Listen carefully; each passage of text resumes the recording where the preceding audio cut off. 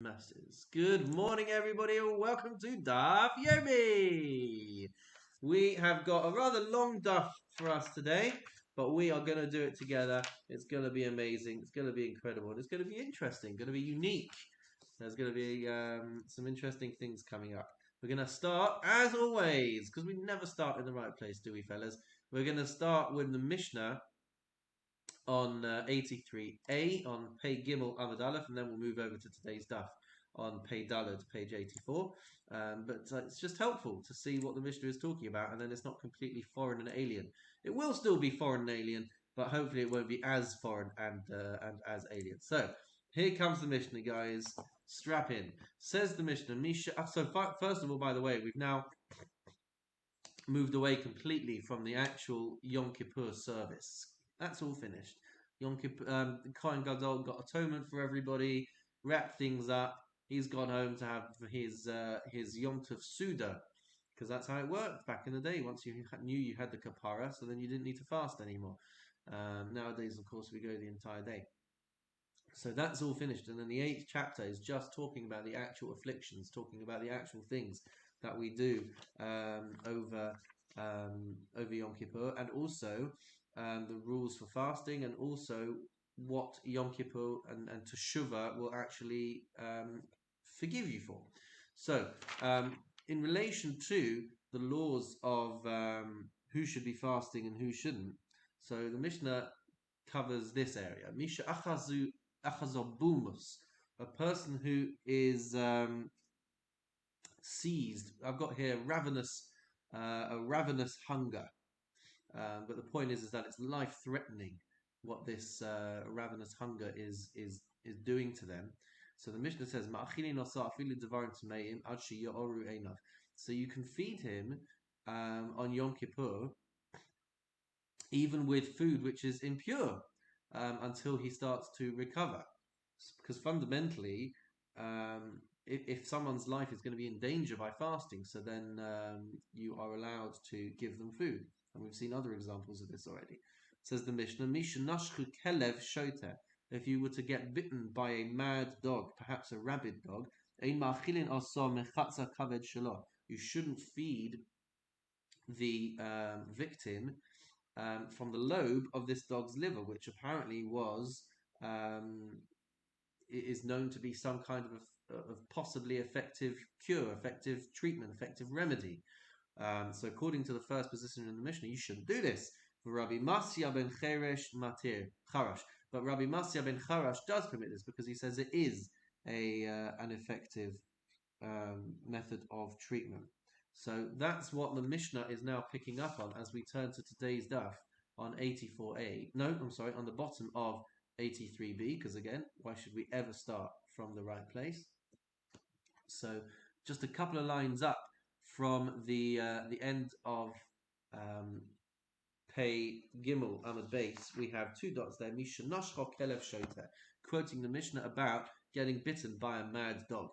To which the sages say, Tanu Rabbanan, the rabbis teach, Chamisha davarim ne'emru bekelev shoter. There are 5 things that we are taught about a kelev shoter. It's 5 signs to look out for. To know if a dog is mad, and we've got some dog owners here today, so perhaps you can let us know if any of this is actually holding weight. Says the Gemara, Piv pasuach, if their mouth is always open, v'reiro notef, and they are dripping saliva, they're foaming at the mouth, v'aznav seruchos, and it has floppy ears, v'zanava maneach al yachosav, and its tail is resting on its legs, and it's walking on the edges of the roads. And some say that the dog is barking and its voice is not heard. It's like a silent bark. Does that sound at all like signs to look out for, Stephen?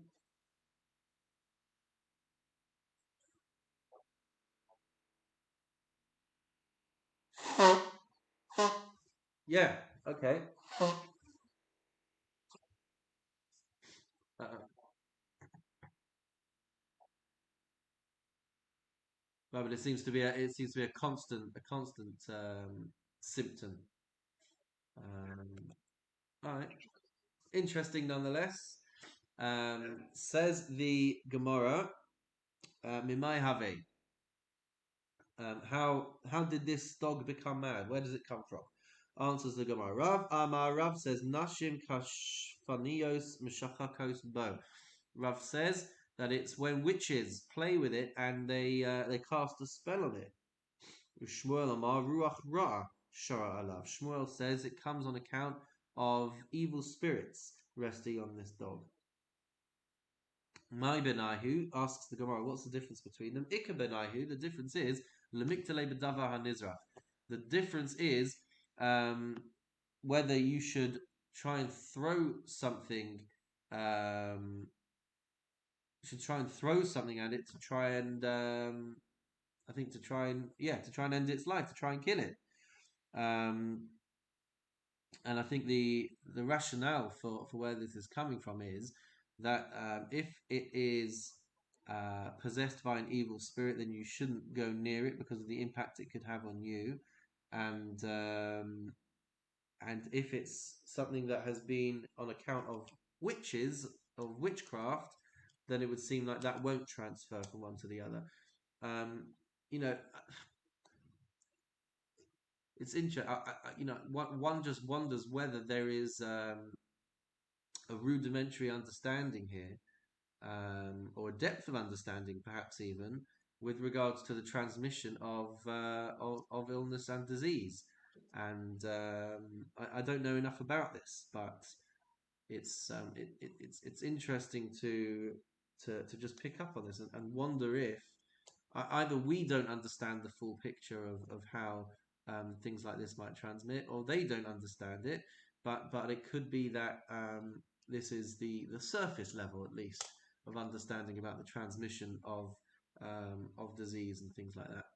Not letting a rabid dog get too close to you in case whatever it's doing and whatever it's on account of would transmit and pass over to you. Says the Gemara, Tanya Kavase de Shmuel. There's a baraisa that's taught in accordance with Shmuel's opinion. Kasher horgin oso, when you are killing a mad dog, ein horgin oso you should only do it by throwing something at it. Don't get too close. The chayef be mistakam, because if you get rubbed by it, if you come into contact with it, it could be dangerous. Denachis le'mayis, and if it was to bite you, then it could cause death. The chayiv bei mistakein, so the danger of being rubbed by this dog, coming into contact with this dog, maitakante, what would be the remedy? So the Gemara says, Nishlach me'anei v'nihart. Let him take off his clothing and run away. Rav Huna, Bered Rav Yehoshua, Rav Huna the son of Rav Yehoshua says, Chaf bei chad minayhu b'shuka, that he was rubbed, he came into contact with one of these dogs in the market. Shalchinu l'ma'anei v'rahit, he took off his clothes and he ran away. Ama kiyamti ba'atzmi, and he said that he fulfills the verse in Koheles of Hachachma tichye ba'aleha, wisdom preserves the lives of those who have it. Asks the Gemara, D'naches le'mais, what about if you get bitten by this dog? Maitakante, is there a remedy? What is the remedy?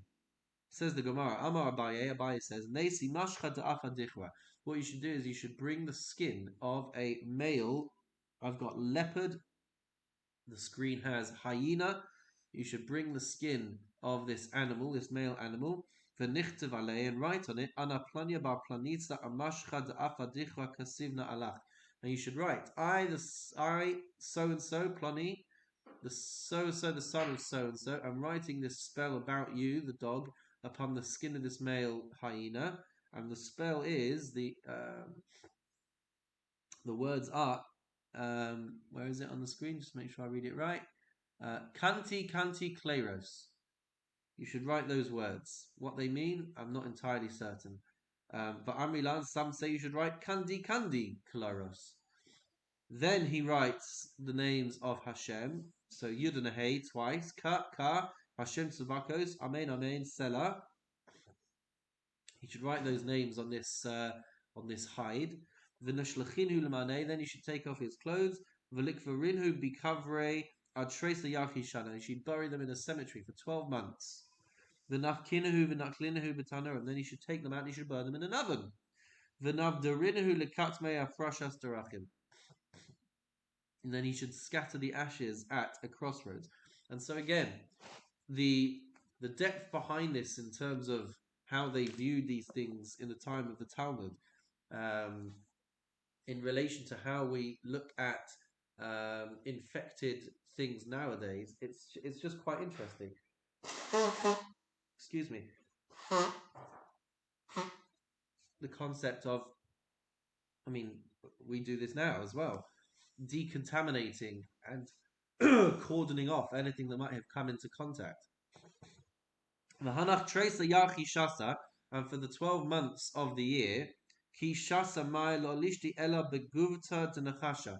When he drinks water, he should only drink from a copper tube and not from a spring. Dilba chazi bevoa deshida v'distaked, in case he sees the image of a demon in the water and come into danger. Ki hada Abba bar Marta, who Abba bar Manyumi, like in the case of Abba bar Marta, who is also Abba bar Manyumi, Avdaleime Guvta Dahava, whose mother made him a gold tube expressly for this purpose, to be able to drink during the course of that year while he was trying to shake off any possible side effect of having come into contact. I didn't take a chance to look up how we would deal with rabies nowadays, just to even know if there's any comparison or any relation to what we're reading over here. But maybe I'll do that afterwards, and maybe you can too. Homework for the day. Says the Gemara, Va'od Amarab Masya, quoting our Mishnah, which goes on to say that if a person has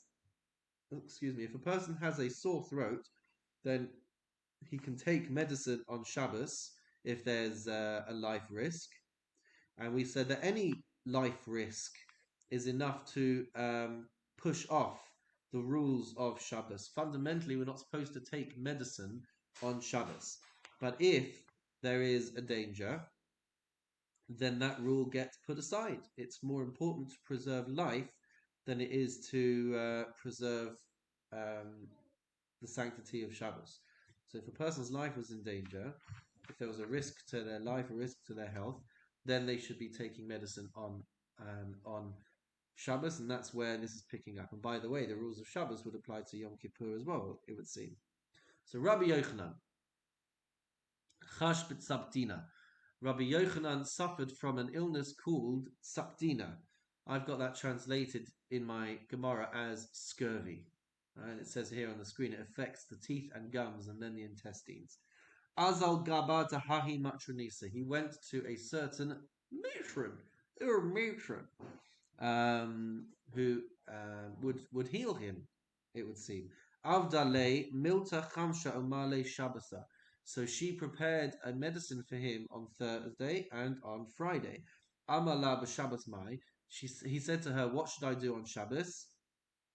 Amrale lot tzarichas. She said, "You will not need it." I mitzarich lamai. He said, "What should I do if I do need it?" Amrale ishtabali delot maglit. So she said to him, "Promise me that you will not reveal the remedy to me." Right? She'll give him the recipe, and so that he can make it on Shabbos, but he must promise not to reveal it. Ishtaba lelakad Yisrael lo maglina. So he swore on Hashem that he will not reveal the remedy. Nafak darasha b'pirka. And the Gemara says that she gave him the recipe, and then he went out and taught it publicly, revealing this secret. Asks the Gemara, "V'ha'ishtabala." 1 second, I thought that this Rabbi Yochanan is supposed to be a decent guy, and he went and swore that he will not reveal the cure. So the Gemara says, "Lelakadi Yisrael lo maglina." He promised that he will not reveal it to the God of the Jews. Hala'ama Yisrael maglina, but to the people of the Jews, he never promised not to reveal it to them. And so that's how he managed to get around this supposed promise that he had made to this matron. Asks the Gemara though, Hashem. But there's going to be a chilul Hashem, a desecration of God's name, on account of the fact that he has pulled the wool over her eyes and gone against her wishes like this. So the Gemara says, the Megali la meikara. And the Gemara says that she actually told her about this. That once she gave him the recipe, he informed her that it was not going to stop him from revealing it and publicizing it to people. So the Gemara says, "My Avdal, I'll leave you guys to reflect and look further into how we feel about that Gemara. My Avdaleh, what did she do for him? What was the cure? What was the medicine?" Amar Rav Acha Bereid Rav Ami, Rav Acha the son of Rav Ami says, "Mei Saor Shem and Zayis Melach." The ingredients were Mei Saor, which is water that has been used with yeast to ferment yeast, shemen zayis, olive oil, and melach, and salt. That was the ingredients for the remedy. Rav Yoma Armar, sa'ol gufe, shemen zayis, and melach. It was actually just yeast, olive oil, and salt. Rav Ashi Omar, Rav Ashi says, mashcha de gadfa da avuza. The ingredients were fat from the bone marrow of a goose's wing. It's quite interesting, isn't it? That he apparently went and taught the ingredients for this for this remedy, and yet there's no clarity and certainty as to what the ingredients actually were. So it could be that she got her wish after all, that the remedy would not be circulated in a widespread way. Abaye, Amar Abaye, Abaye says, Ana Abdi Lakulhu. I've tried all of these recipes, Velo Isasai, and I have never been cured from this ailment of scurvy. Adda Amar Li Hahutaya, until an Arab merchant came along, and I say Kashisa Dezesa, Delo Malutilsa, and he took olive seeds or olives that were less than 1/3 ripe, the Kalinahu Banura, and he burnt them in the fire. The Kalinu Banura Amara Kadasa, and he burnt them in a fire on top of a new rake or a new hoe, as it says on the screen. Va'adbik bekache dare, and stick it to the row of teeth, to the row of gums. That was his remedy. Avdi hachi v'isasai. So he tried that and he was cured of it. So the Gemara asks, Mimai, where does scurvy come from? Where does this disease come from? Answers the Gemara, it comes from eating very hot wheat in bread. Is that what it says? Yeah. Wheat bread that is too hot. And from the remnants of fish fried in oil. That's how this could come about. It seems to also come about, that we know, from some kind of vitamin deficiency. No, is that correct?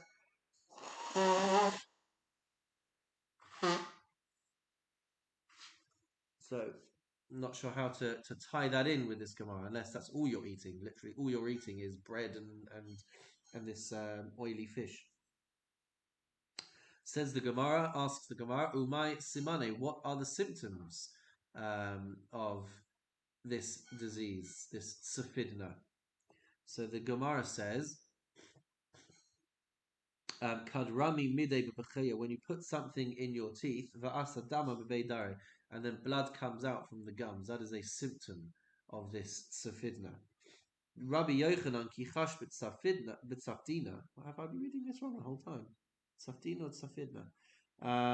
So when Rabbi Yochanan was ill with this ailment, avad hachi b'shabasa, he prepared this medicine on Shabbos, v'isasi, and he was cured.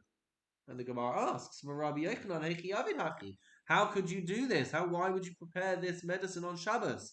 If you're not supposed to prepare medicine unless it's life-threatening, and this is not life-threatening.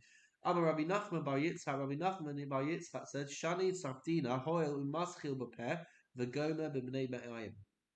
He said it's different because it might begin in the mouth, which isn't very serious, but it ends up in the intestines and can be very dangerous. Amale Rav Chia bar Abba Rabbi Yochanan. Rav Chia, the son of Abba, said to Rabbi Yochanan, come on, who is this in accordance with? Who were you relying on when you did this? Rabbi Masya ben Charash. I was doing it in accordance with our Mishnah, the opinion of Rabbi Masya ben Charash. This is a quote from our Mishnah, that a person who has a sore throat or suffering in his mouth, matilin lo sam b'Shabbos. He can make medicine and take medicine on Shabbos. Amale, so Amale, Rabbi Yochanan said to him, Sha'ani omer bezov v'lo ba'acheres. I would agree. I would say that I agree with him in this instance, but not in other instances. Whereas, what's that in relation to? I think because Rabbi Masya is a minority opinion which we wouldn't ordinarily rely on, but we are saying that we would in this instance. So the Gemara says, Lema Masaile, let's say that this Baraisa supports his opinion. Misha Achazo Yerakon, a person who is seized with Yerakon, which I've written here as jaundice. Ma'achilin oso basar chamor, that a person should eat donkey meat as the medicine. Misha Nashacho Kelev Shota, a person who gets bitten by a mad dog. Ma'achilin oso mechatze kaved shelo, he should eat from the liver lobe of that dog, which we said was a cause of machlokes in our Mishnah. And the person who has pain in his mouth should put medicine in his mouth on Shabbos. Divrei Rabbi Masya ben Charash, says Rabbi Masya ben Charash. The Chachamim say, with these remedies, there is no guaranteed cure. They don't have value as a cure. So the Gemara says, when they say Ba'elu, with these, what are they coming to exclude? My love limu'ute sam, is he not? Are the sages not coming to exclude the medicine for safidna which they have permitted on Shabbos? And the Gemara answers, Lo limu'ute makizin dam lesarunchi. They are coming to exclude a different Rabbi, which is bloodletting, letting blood to heal sarunchi. Which according to Rabbi Masya would be permitted on Shabbos, but they would say that it's not. Hachinami mistabra, so this is reasonable to say, Titania, as it says in the Baraisa, Shlosha Devarim, Ama Rabbi Yishmael, Rabbi Yossi, that Rabbi Yishmael, the son of Rabbi Yossi, taught three things, Sheshama Mishum Rabbi Masya ben Charash, three things that he heard from Rabbi Masya ben Charash. Makizin dam l'sarunchi b'Shabbos, that you can do bloodletting on Shabbos to help with sarunchi. Umi shenashcha kelev shota machilinosa mechatza kaved shelo. The person who gets bitten by this wild dog can be fed with the lobe of the liver. And a person who is suffering with this pain in his mouth, in his throat, then he should take medicine on Shabbos. The Chachamim omrim, and the Chachamim say, but the Chachamim say that these do not work. They have no value as a remedy. And then therefore you shouldn't use them on Shabbos. So what are we excluding by the Chachamim saying Elu, these, singling out these? So the Gemara asks, my love atarti basraisa. One second. So, love atarti basraisa v'lemu'ute dereisha. Is it not that they would say that they disagree with the last two items about the sore throat and the dog? That they would disagree with those v'lemu'ute dereisha, but they are excluding the bloodletting, which they would agree is effective. So, is that not how we read this? And the Gemara says, Lo, atarti dereisha kamaisa v'lemu'ute desefer. They disagree with the bloodletting and the dog, but they agree with the medicine for the pain in the mouth. So it would seem that what comes out of this then, that we would be going according to Rabbi Masya ben Charash, at least with regards to the remedy for pain in a person's mouth, and that it would be okay on Shabbos. Tashma, turning the page to the top of 84b, Pei Daled Amud Beis. Tashma, come and hear. Tani Rabbi Bar Shmuel teaches, Ubra Shehericha, a pregnant woman who is smelling and craving food, Ma'achilin Osa Ad Shetashuv Nafsha, she is allowed to be fed even on Yom Kippur until her spirit is restored. And a person who gets bitten by this wild dog should be fed as a remedy from the lobe of its liver.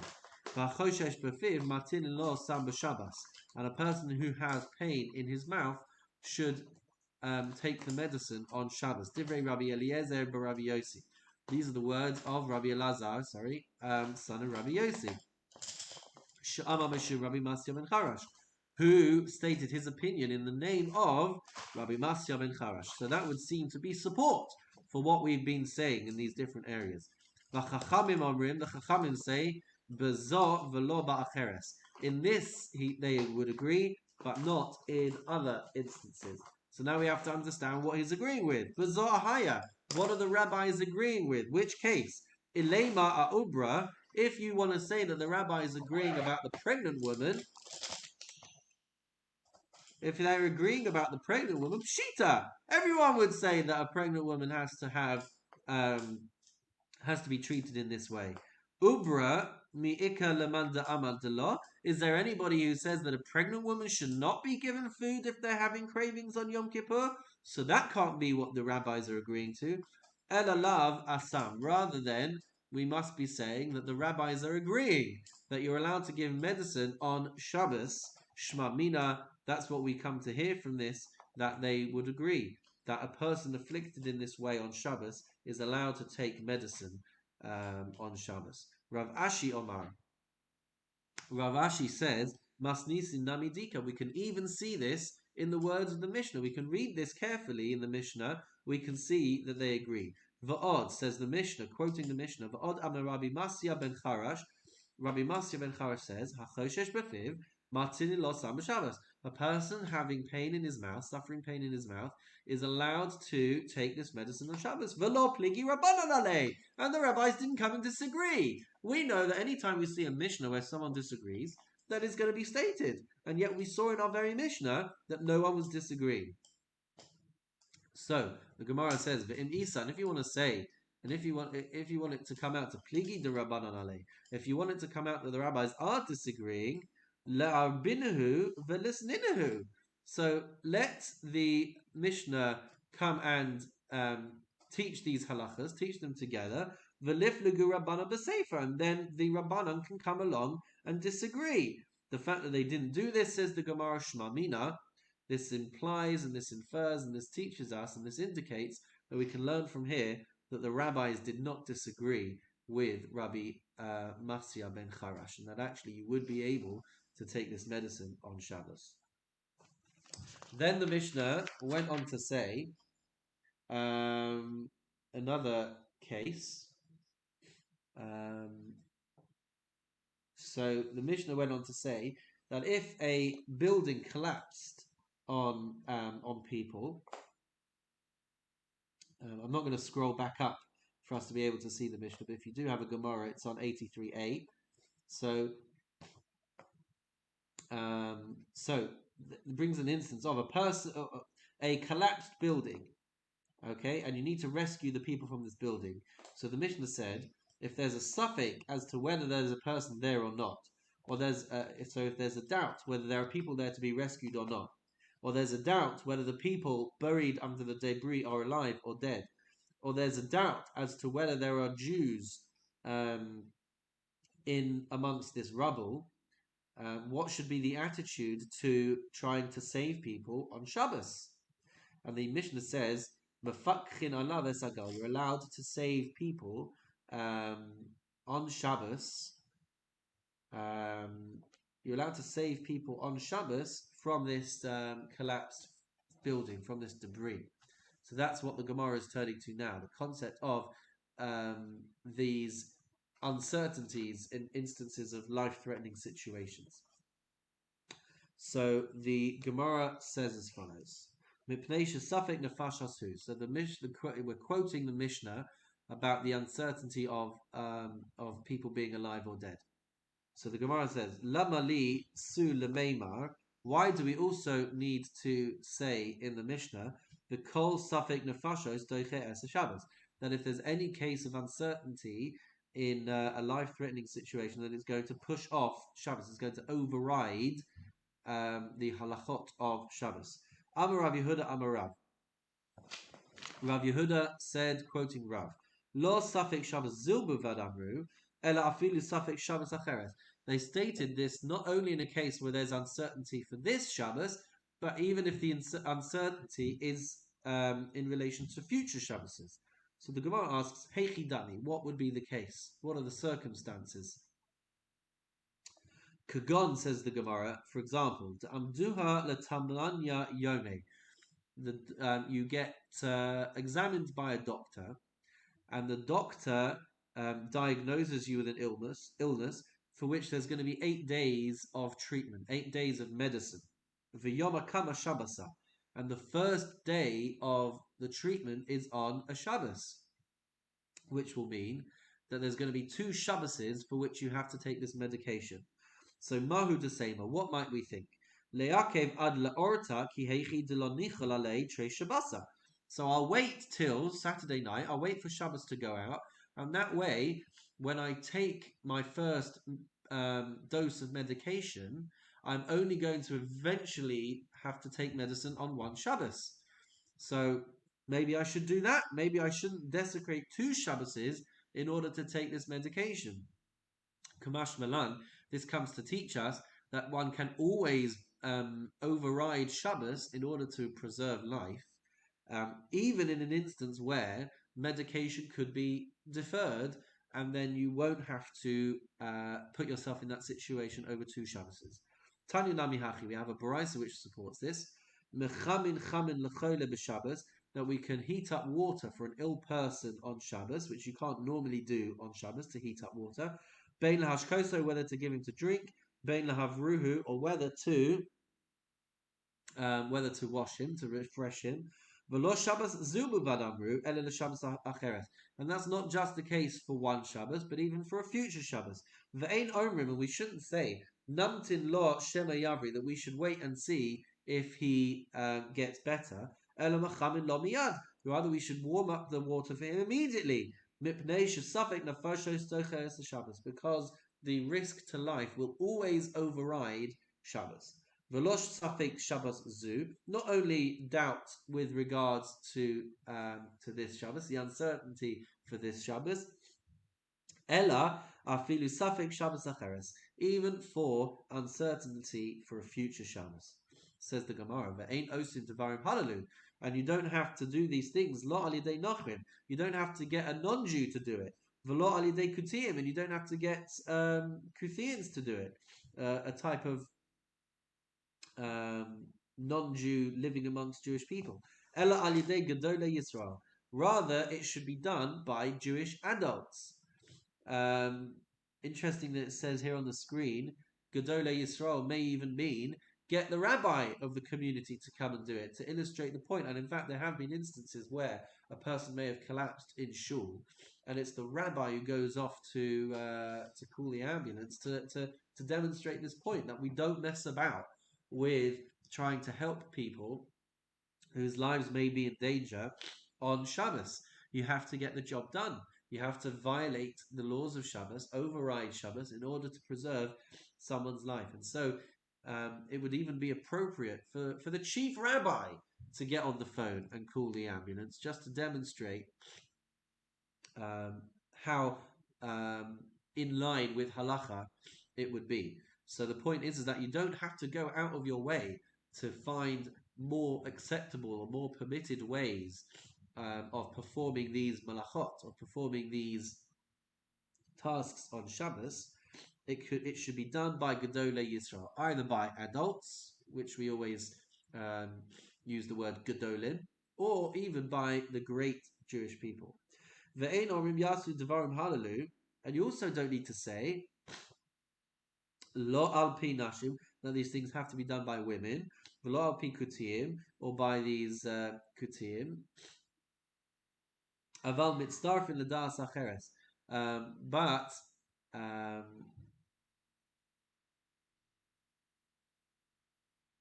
oh, I see. Sorry, I'm sorry. That you don't need to get these second opinions, as it were. You don't need to do it based on the advice of women or on Samaritans.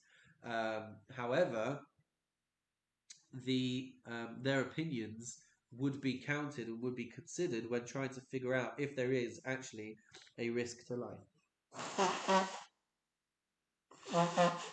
Excuse me.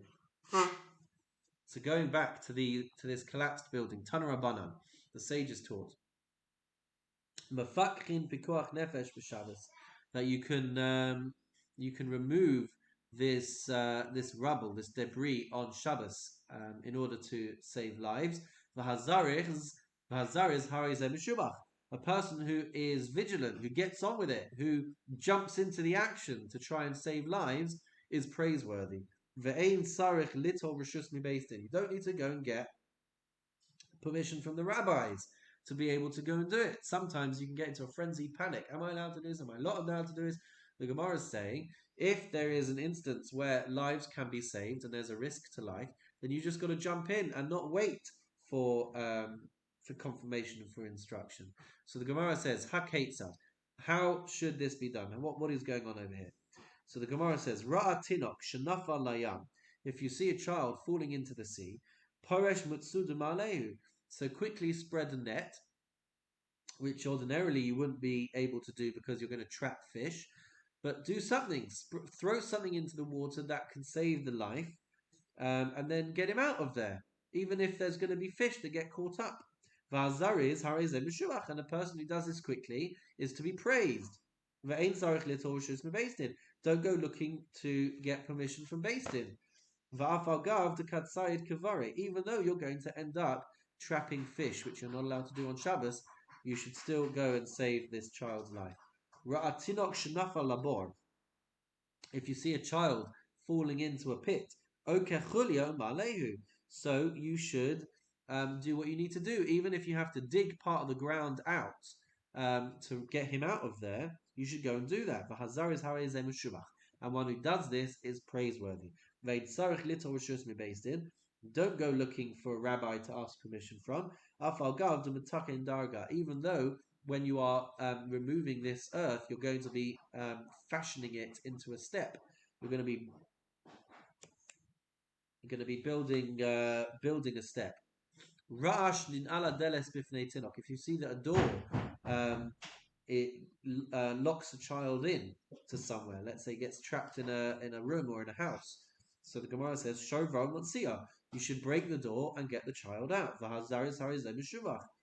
And the person who does this quickly is praiseworthy, is to be praised. You don't have to go and get permission from the Rabbanin.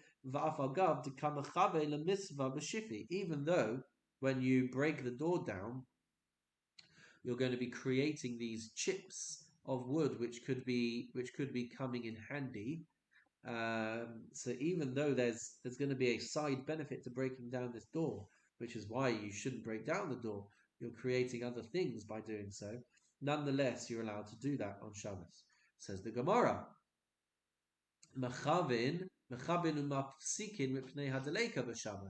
that you're allowed to extinguish a fire, or you're allowed to put things in place in the line of travel for a fire so that it would break, like for example, putting, it says here on the screen, metal or clay vessels, right? So the point is that as the fire travels over them, the water that's inside these vessels is going to hopefully put out the fire. So the Gemara says you're allowed to do that if there's a risk to life.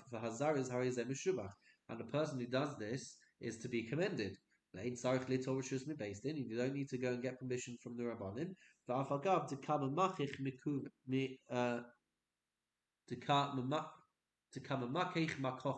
Even though you're going to end up with useful coals on account of the flame being subdued, you're going to end up with useful coals which could be used.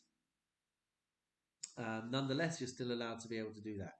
Utsricha, and these things are necessary. These examples are necessary. Why do we need to know about all of these examples? Why not just say one and we'll understand all the others? So the Gemara tells us the reason for this. If I only came and taught you about the halacha with regards to a child in the water, So we may think mishum da'adahachi v'hachi azale. We may think that if we wait to get permission, that the child's going to get swept away from the current. Aval bor to kayasiv emalo sricha. But with regards to a child just being stuck in a hole, well, he's not going anywhere. So maybe I should go and ask permission before I go and save him. To which the Gemara says, no, that's why we needed to learn both of those cases. And if I had learnt just the example of a pit, and then I would have said, well, obviously, then that's going to apply to water. So if I learn just the example of a pit, mishum deka mibais, so maybe I might have thought that it's because he's frightened. Aval, I've lost my place. Sorry. So that's because he is frightened. Aval nanala deles. But with regards to being trapped behind a locked door, so he could just sit on the other side of the door and amuse himself, and you can communicate with him while he's on the opposite side of the door. And so we don't need to be concerned that he's going to be afraid. To which the Gemara says, "Tzricha." That's why we had to teach that example explicitly as well. That where there's a danger to life, you get right in there and you try and save the child. Machabin umafsikin, quoting the Mishnah, quoting what we said before, about extinguishing a fire by putting a barrier in its path. Lamali, why do I need to be taught this? So what am I learning from this additional case of a life endangering situation? The Gemara says that and the halakha is going to apply even if the fire is spreading towards another courtyard. So not only are we saving the lives of the people in this place, but you are also preventing the fire from spreading and causing danger to people in another place. Says the Gemara, Amar Rav Yosef, Amar Rav Yehuda, Amar Shmuel. Rav Yosef quoting Rav Yehuda, quoting Shmuel. Lo halchu b'pikuach nefesh achar harov. So, with regards to saving a life, we don't follow the majority, as we might do in other instances. So there are cases in halacha where you have a particular scenario in front of you where you are uncertain of the status. For example, they talk about a piece of meat being found between several shops. Some of the shops are kosher, some of the shops are not kosher. How do you determine whether this piece of meat is kosher or not? So you may follow the majority, and in so doing decide what the halacha should be.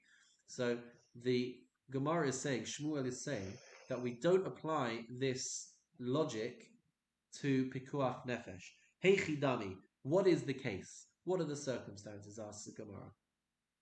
Inema ikatisha Yisrael v'kuti. So if it's a situation where there are 9 Jews that need saving and 1 non-Jew is amongst them, v'kuti echad benahu, ruba inema ikatisha Yisrael v'kuti echad benahu, ruba Yisrael ninhu. If you want to say that it's a situation where you've got 9 Jews and 1 non-Jew, and a building has collapsed on them, and so we are desecrating, we are overriding Shabbos because the majority of them are Jews, that's not the case. Ella, palga o palga. Maybe it's if there's half the people trapped are Jews and half the people are non-Jews. So maybe then, safek neshafashis lahakal. So maybe there we say that the uncertainty for a life-threatening situation means that we rule leniently. That's not the case either. Rather, it's where there are 9 non-Jews and 1 Jew. Even then, we would rule leniently and go and save the people there. I think, by the way, we're talking about. I may be I may not be correct on this, but I think it's in the absence of anybody else being available. I think if you were the only person there, that's not what we're talking about. But if there was an option for non-Jews to get involved, the question is, should a Jew be getting involved on a Shabbos if there's not actually Jewish people there to save. I think. So the Gemara says, um, so where there's 9 non-Jews and 1 Jew, the Gemara says, Hanami Pshita. This should also be obvious. Tahavale Kavua, because there's another principle that where you have got people in a fixed location, or you've got something in a fixed location, V'chol Kavua Kamechetza al Mechetzadami. So irrelevant of the ratio, if people are in a fixed location, then at any instance, it is considered as if there's a 50-50 chance that the person that you are saving is a Jew. So that's also not going to be the case. So lo, so no, fine. Sricha, it's necessary to teach this to frosh lechatzer acheres, when you've got people who have moved from one courtyard to another. Mahu desema. So now they're not in one fixed place; they could be in another place. So what might we have thought? Kol defarish muruba parish, that that whatever has separated from one group is considered to have left the majority. So they're not in one fixed place now, and so now you wouldn't be able to apply this 50-50 calculation, and so you may think now that if there is a minority of Jews versus a majority of non-Jews, that a Jew should not muck in to try and remove the debris on Shabbos. Kamash Malando, the Gemara says,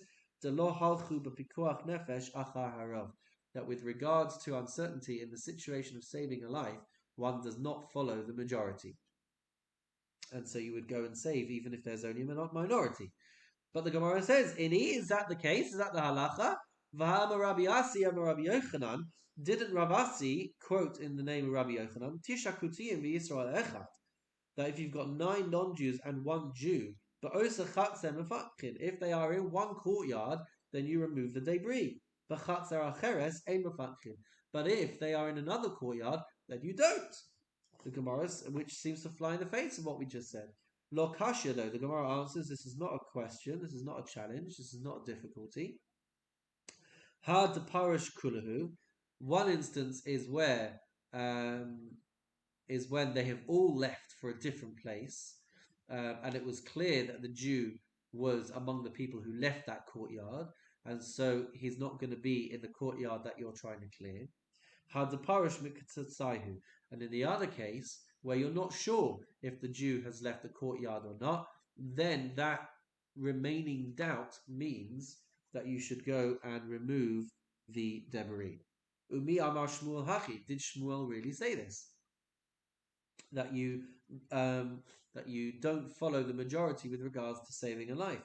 V'hatnan, but we learn in another Mishnah that matzah bat tinok, if you were to find a child that was abandoned, a tinok mushlach, you find an abandoned child, in rov kusi and kuti, if majority of the people in the city are non-Jewish, then you should treat this child as if he is Jewish.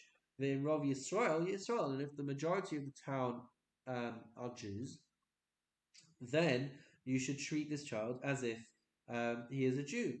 Mechetza al mechetza Yisrael. And if it was 50-50, then you should also treat the child as if it's a Jew. So you are following the majority over here. Va'amar Rav, and Rav says, Lo shanu ela lahachayosa. Rav said that we teach this only with regards to sustaining him. Aval leyachason lo, but not to attributing his lineage. That's where you would follow the majority. How you treat them in regards to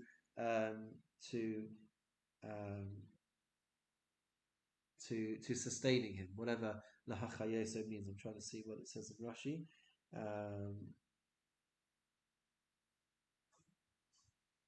I'm not sure. It doesn't seem to say much on the screen either.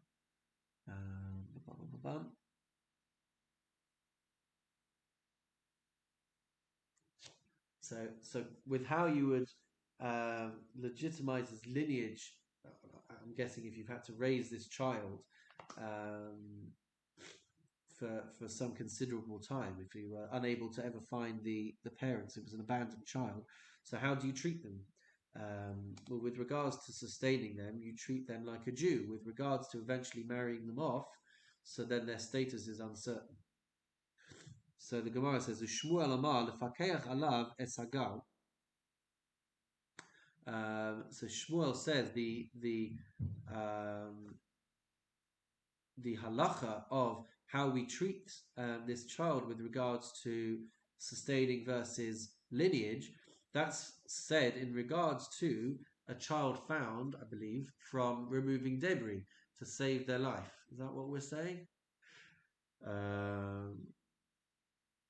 So ki itzma de Shmuel. So when was Shmuel saying what he said about following the majority or not? That is Aresha. That is on our first halacha, meaning in Rov Nachrim, in Rov Kusi. If the majority of the people were not Jewish, then he should get treated like a non-Jew. But Amar Shmuel inyan pikuach nefesh ein okay. But with regards to saving a life, so then that's not the case. So if the life is saved and this child is abandoned, that's when he would say that it's going to be determined by whether the majority of people around, whether the majority of the people in the town are Jewish or not Jewish. But with regards to saving a life, we don't rely on this majority, and we just go ahead and save the life. So in Rov Kusi Lemai Hilchasa. So what purpose are we trying to determine whether the majority of the people are Jewish or not Jewish? So what are we trying to which halacha is this relating to? So Amrav Papa laha'achilo nevelos is to be able to feed the child, the person, non-kosher food. Im Rov Yisrael. Oh, sorry. That's the answer to being able to feed them non-kosher food. So if there's a majority that his majority chance that the status of this child is as a non-Jew, then you would be allowed to feed the child non-kosher food. In Rav Yisrael, if we treat the child as a Jew because most of the people around are Jewish, Lamai Hilchasa, what halacha is that being taught in relation to? And the Gemara says, Lahachazir lo avedato, in relation to returning a lost object to him. Mechza al mechza Yisrael Lamai Hilchasa. If it's 50-50 and you treat the person as a Jew, what halacha are we talking about? Amar Reish Lakish. Reish Lakish says, Linazakin, with regards to the halachas of damages and how they would get paid back if their objects were damaged. That's where we'll leave it for today in order to not have to start explaining all of the halachas of Nazikin. But there we go. It's been a long daf. It's been quite interesting, quite diverse, quite wide reaching. And that's where we'll leave it for today. We've gone, we've done quite a lot of Gemara. So to everyone watching, I wish you a wonderful, meaningful day, and we'll see you next time.